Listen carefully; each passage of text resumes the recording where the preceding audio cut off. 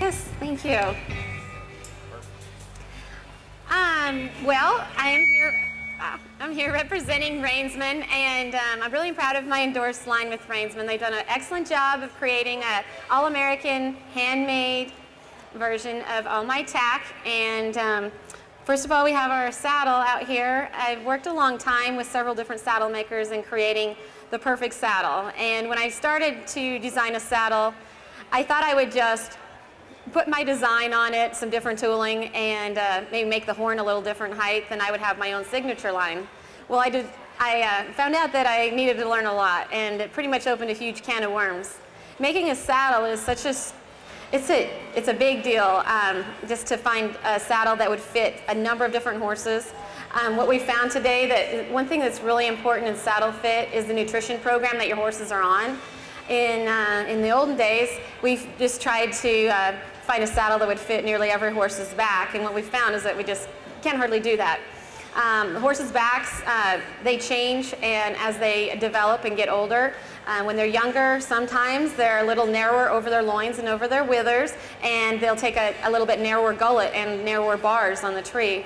And as they develop over time, especially with the high-fat, high-protein feeds, of course with building muscle from use, we'll see the more development over the loins. Most of the horses that you see here at the NFR are going to be very well developed over the loins. They're going to be really strong, because when you have a horse ready for competition and his muscles are built up, they're going to be strong over their backbone. What I noticed was that in trying to develop a wooden treed saddle that fit the range of different horses, I just couldn't pull it off. You know, when you find a really good wooden treed saddle, it's a real good thing for support and integrity of your saddle to last a long time, of course. For performance-wise, though, for barrel racing, we want the closest contact fit we can have, closest contact between us and our horse, and also we really, really need to avoid any pressure points, any pinching from our saddle. As you well know, the happiest, healthiest horse wins in barrel racing, and that's exactly the point for us in developing our Freedom Fit saddle. Freedom Fit saddle consists of poly bars that go down each side of the horse's back. Underneath the leather in a saddle tree, you'll find what consists of the tree, 2 bars that go down each side of the horse's back, as well as a wooden cantle and wooden swells, which is all tied together with what they call a ground seat, which is made of solid fiberglass and some metal. So what we developed in working with the Freedom Fit saddle is when we put the polyurethane bars, basically they look like some plastic, like your cutting boards, certain thickness and density was specific for our saddle, and then we wrap them in rawhide to help create a more supported version of that polyurethane. We have, under your weight, when you sit down on your saddle, the bars are able to flex off pressure points and provide you with better surface area contact.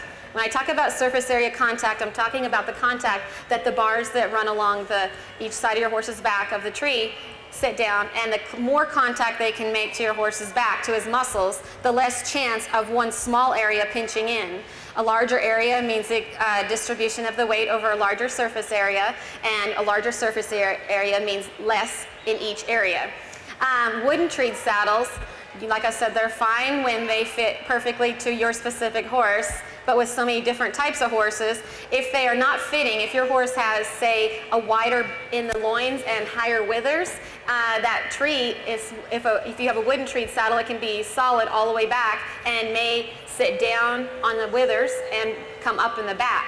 When your saddle sits up off the back of your horse in the back and the weight is more pressed down to his withers, that's when you get more pressure on the front, less distribution of the weight along the entire back, and that's kind of the problem.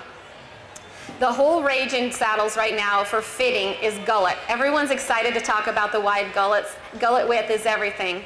When you talk about gullet width, we're talking about the distance between the top of the 2 fronts of the bars of the tree. Of course, this saddle is covered in leather, but the front of each bar comes to right here. And when we measure the width, we're measuring the width at the top, because that is the distance that'll start where the bars start to angle down and come along the horse's back. When we talk about gullet width, the wider the gullet, the more the saddle will sit down on your horse's back. First of all, even I, several years ago, bought into the theory, we want the saddles to set down because hopefully we'll make better surface area contact.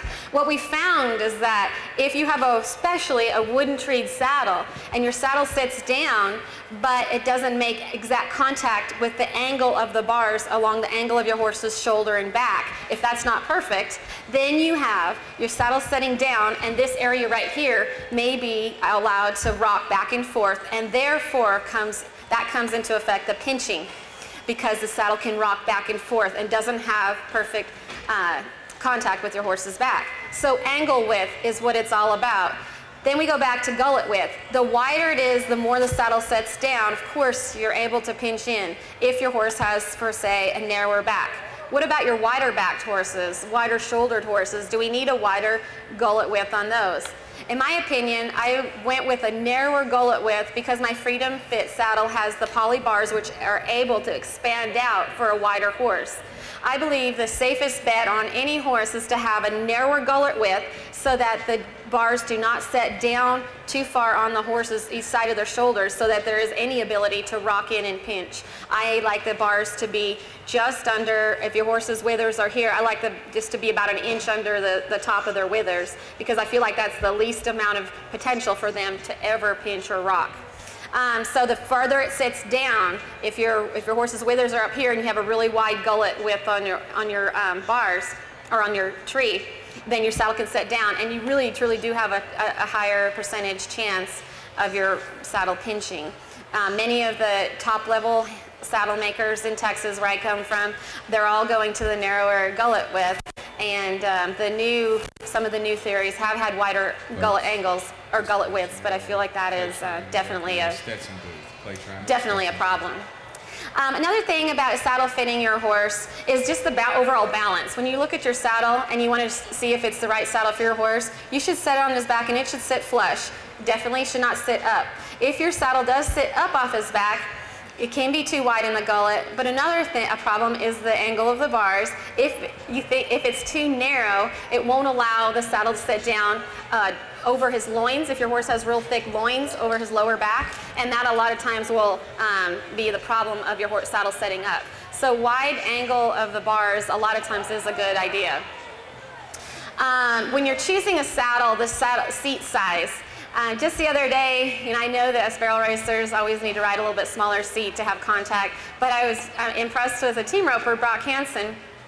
He had his horse saddled beside our trailer, and his seat size, I asked him, was extremely small. He's riding a 13.5-inch seat, and he's a pretty good sized guy, like 6 foot.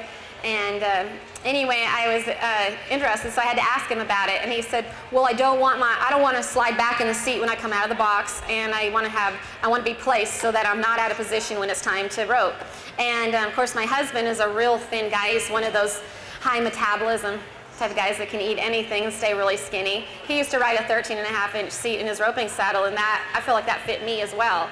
So you can just kind of take that as a little bit of advice. The top level competitors, I think many of the competitors here at the NFR, from what you may picture them to be riding, they're probably riding at least a 1/2 inch to not a full inch smaller seat size than you may have predicted.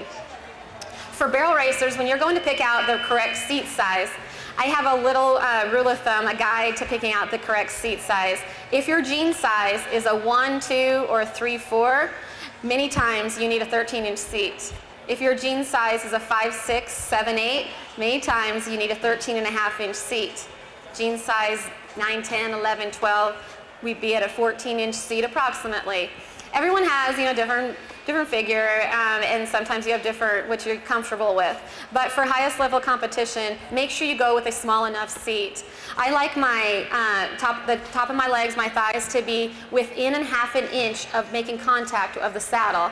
I don't like to be making contact when I'm just sitting there. That may be a little small, but just a 1/2 inch of space between myself and the swells is enough.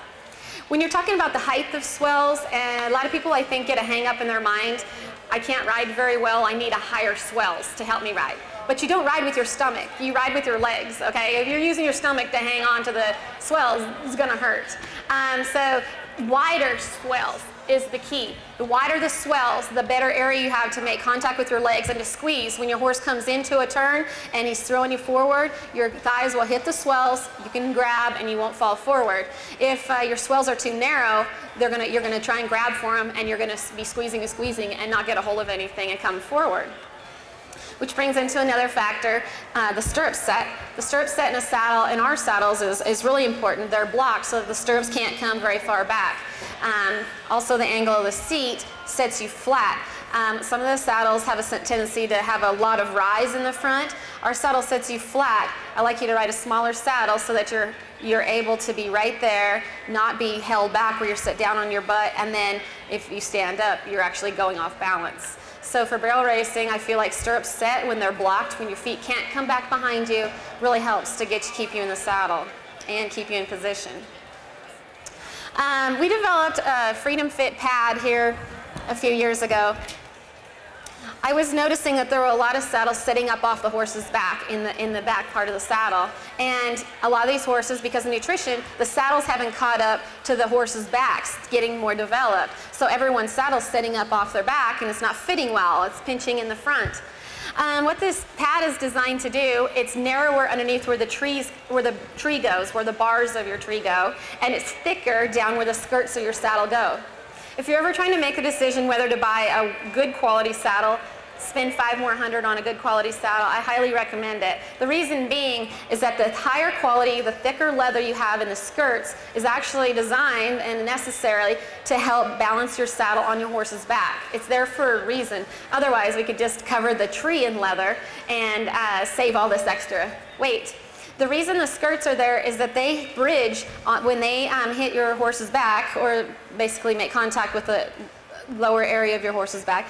They help to bridge the saddle from rocking and turning. So if you've ever had a saddle roll on your horse, you need to consider getting better quality skirts. And again, then this Freedom Fit pad helps to balance the saddle on your horse's back because it actually makes more of a bridge. It's thicker underneath where the skirts go, so that it helps to bridge and not allow the skirt, or not, I guess, it's there to keep the saddle on to help bridge them. I believe in riding a better quality saddle and not needing a pad for protection. I never ride a pad or put a pad on my horse's back and think, I need to protect my horse from his saddle. You definitely want to ride a saddle that is not pinching in. I found the best form of keeping a horse's back feeling good, not sore, is to ride a good saddle. Therefore, my pad has a little bit thinner underneath where the bars of the tree go to give you closer contact, and also to stop the rolling and rocking of potentially ill-fitting saddle. The closer your bars are to the back, the better chance you have of preventing rocking. I've had really good luck with this pad. It's contoured to the horse's back, banana, and it's just a really good high-quality felt, and it's worked really well for us. I believe it's the best quality pad I've personally ever had the chance to ride or design.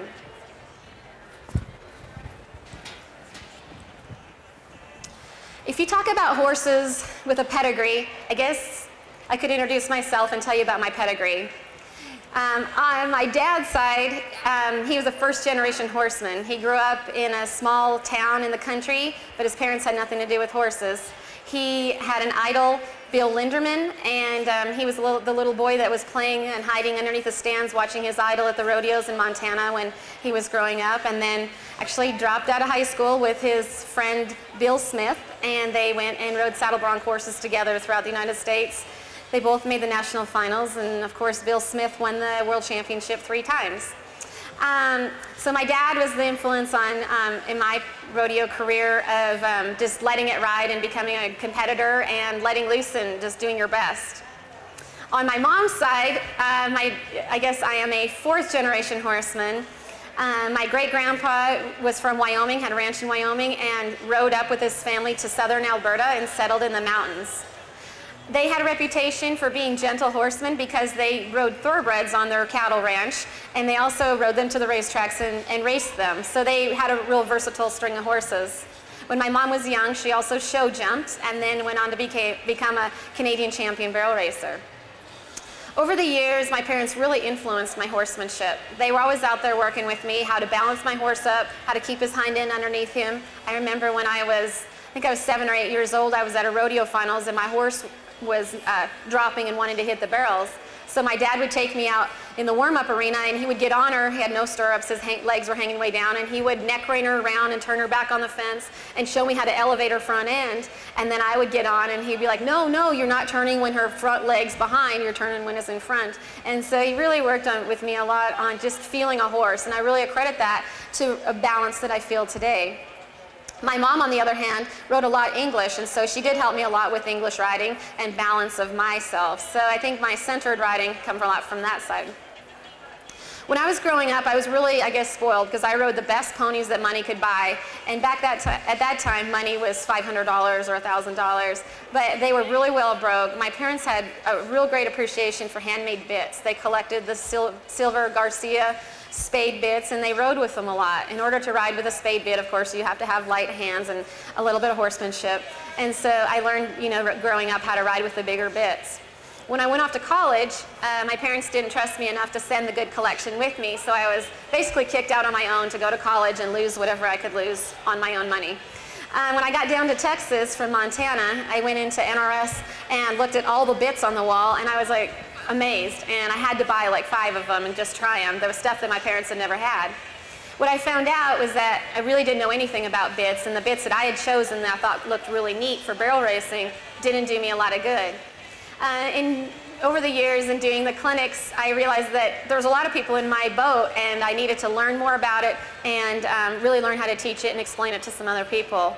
And of course, in developing the line of bits that I did with Reinsman, I was able to learn a lot from Bob Brandon, the owner and founder of Reinsman, and just working with different horsemen. Any chance I got, I would work with or ride with or take lessons from any type of successful horseman, ranging from Charmaine James to Scott Johnson to just anyone I could get around. So I was really, really fortunate to get to ride with some great horsemen.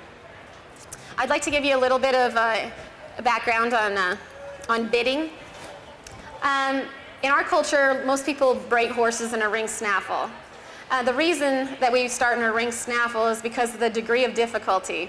When you pull on a rein, when you have your rein attached to the ring on the side of the horse's mouth and you pull on one rein or the other, it's really easy for a colt or young uneducated horse to understand because they can feel the side of their pressure from their face, head pulled around, you kick them, and they learn how to turn around. When we jump up the level of stress or speed and performance, a lot of times we'll put the horses into a curb bit. What I call a curb bit is just any bit that has a curb chain. As your level of horsemanship steps up and your level of training steps on your horse, you can gently or easily step them up into different lengths of shanks and different severity of bits. The parts of a bit that I feel are important. The entire length of the side of the bit is called the cheek. The top of the bit from where the mouthpiece attaches to the side to where the headstall attaches is called the purchase. And the bottom of the bit from where the mouthpiece attaches to where the rein attaches is called the shank. The difference in ratio between the purchase and the shank is what gives you all of your control on a curb bit because of the leverage effect. When I pick up on the bottom rein and torque it into the horse's, or pick up on the bottom rein, the curb chain torques into the horse's jaw, and it helps to give him another signal from the chain rather than from his mouth. In my theories, I believe that 80% of your control and reaction from a bit comes from your curb and from your shanks, from your cheeks, shanks. I believe that your mouthpiece attributes about 20% of your action from a bit. People are real excited to learn about the different mouthpieces and what they do. The most common type of mouthpiece that we'll use is, of course, a smooth snaffle. Snaffle gets its reaction from a horse when the two bars fork. When you pull back on the reins, they fork into the roof of a horse's mouth, and that provides a cue or a signal. A lot of times a horse will put his head up in the air to get away from the roof pressure.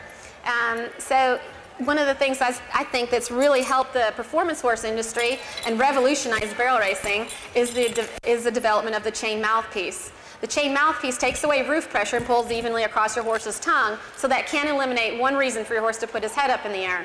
For barrel racing, what the chain mouthpiece has also done is allowed for a bit that can give you direct cue from your lift coming into a barrel turn. When you pick up on the shank, because of the solid weld of the chain mouthpiece onto the shank, we have no gag, no delay in the response to our cue. Therefore, when we pick up on the shank coming into a barrel turn and lift, we can easily lift a horse's shoulder because the curb chain immediately torques into the horse's chin and has a tendency to lift our horse's front end up off the ground and keep him from dropping in.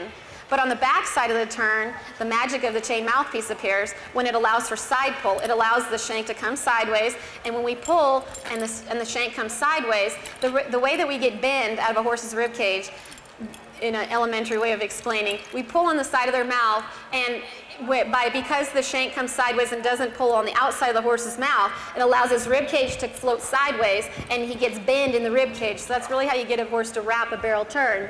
You pull, he floats sideways, and he comes on around. If you ride in a lock shank bit, similar to this one, when I pull on the inside rein, of course the mouthpiece is solid, so what that's going to do is pull through all the way to the outside of the horse's mouth, and it's going to actually encourage him to lock his rib cage and come back quicker. So if you have a horse that's bowing off the back side of the turn, this bit will make him stiffer, but can also make the turn quicker, because instead of floating sideways and going wider, if he's already a bending horse, you can pull and the shank will pull him and straighten up his rib cage and come through. If you see some of the straighter turning type of horses, they may be riding in a straighter shank bit. The horses that are really, really bendy may be riding in a gag bit. Of course, for terms of explanation, a gag bit is any bit where the mouthpiece slides on the shank.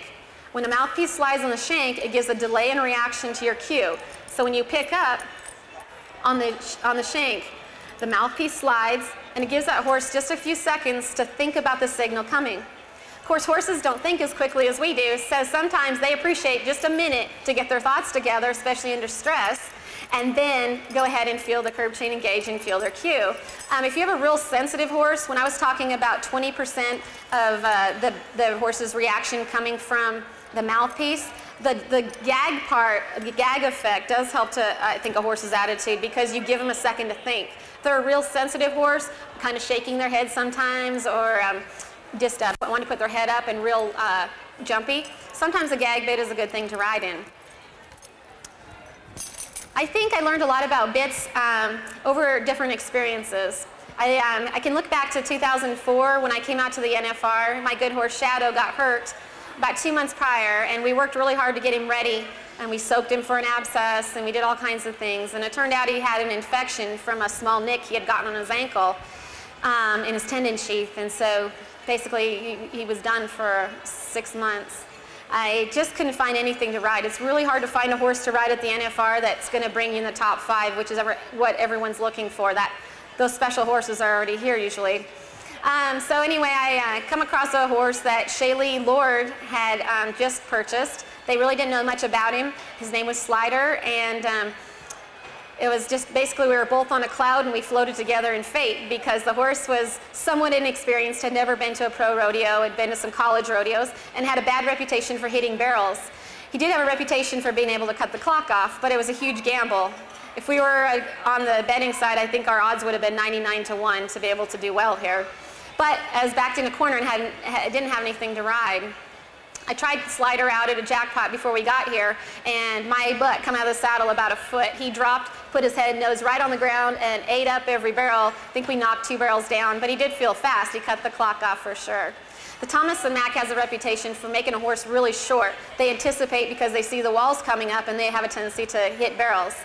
In practice, I rode Slider in the ring snaffle, which is what he was used to running in, and I didn't have much confidence. In fact, I rode a backup horse for the first 2 go-rounds, and actually he did well, but we were sitting on that wanting a buckle, and so I talked myself into trying to ride Slider.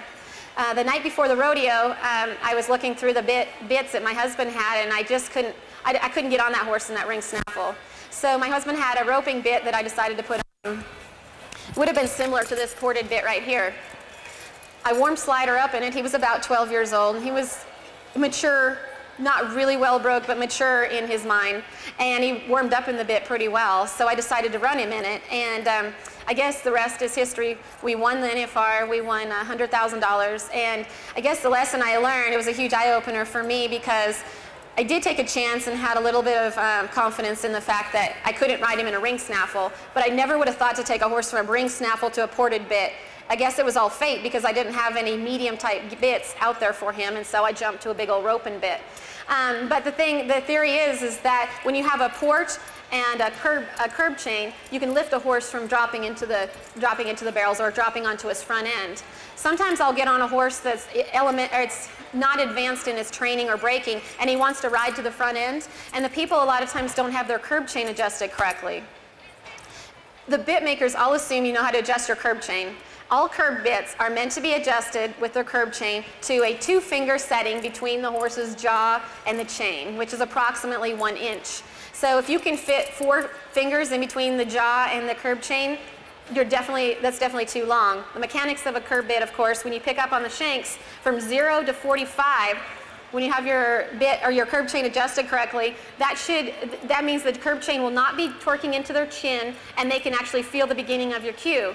But from 45 to 90 degrees is where your emergency brake area. When your shanks come all the way back and your horse does not respond, especially when you're standing on the ground testing your bit to see what kind of control you have. Of course, full out when a horse is under a lot of pressure is definitely he's going to get away from you or have a tendency to lose control little by little, possibly, if he's a nice trained horse. So that's really important to know, the adjustment of the curb chain.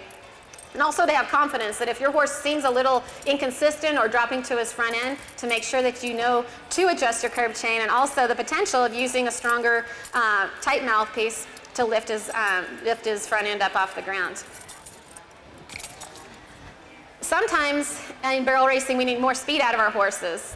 The way to gain more speed from our horses is to build aggression. People always ask me, how do you get your horse to run fast enough to win? I think 100% of my run is before I go into the arena. Your horse has to be feeling good, and mentally he has to be ready to just go at him and race. So the way to build aggression, which most people, and when I do clinics, I see more of the built-up aggression than I do see of the non-aggression. But to ride in smoother snaffle or basically milder bits. When you ride in a milder bit that your horse has a tendency or the ability to push into, you have a tendency to make more contact with his mouth, and by keeping contact with your horse's mouth, you teach him to callous in his mind just a little bit and be able to push into the bit, such as a racehorse. If you need more run from your horse and want to treat him like a racehorse and build aggression, that's how you do it. You would use less bit and ride on his mouth more. Of course, if you have a horse that's running into the bit and he's too strong and going through bits up and up and up, go ahead and go up pretty high in your bit category. That way your hands will get out of his mouth. You'll let him have his head. He will actually relax and become less aggressive because of the lessened pressure. And also his mind will be more sensitive.